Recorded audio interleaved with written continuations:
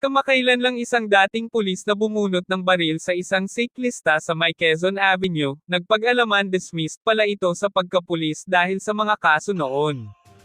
Pinusisi at kinumpiska ang kanya 4 na baril, ito ay expired na mga license permit carry nito.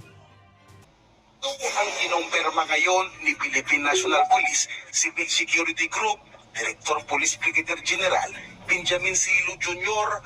Ayon kay Silo, maliban sa license to own and possess firearms, kansilado na din ang firearms registration at permit to carry firearms outside residence ni Wilfredo Gonzales.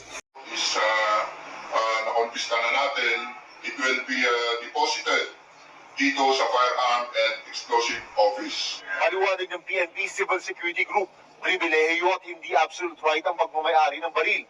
Kaya pwede itong bawiin kahit walang due process, lalo kung may basihan. Ayaw na magsalita sa media ng siklistang sangkot. Pero nakausap siya ng bike enthusiast na si Attorney Raymond Fortun, kwentro ng siklista. Pinilit siyang dalhin ni Gonzales sa malapit na istasyon ng pulis pagkatapos ng insidente. Doon po sa police station na to, winersa po si siklista na pumirma ng isang kasunduan. Number 1, inaamin niya na siya daw yung may kasalanan. Number 2, na siya ay kailangan magbayad ng 500 pesos. Ang 500 pesos ay bayad daw para sa damage sa kotse ng dating pulis. Gusto pang kunin yung buong pera na nandoon sa wallet niya, 800 pesos. Pero nakiusap na lamang siya na nagmakawa siya kasi nga gutom na siya, nanginginig siya sa takot, nanginginig siya sa gutom. Baka pwede naman, itira na lang yung at least yung 300 para makakain siya paglabas niya ng police station.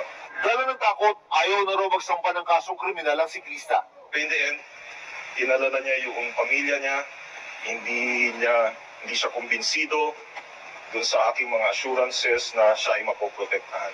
Huwag na rin kalimutan mag-follow, like and share on this video. Thank you.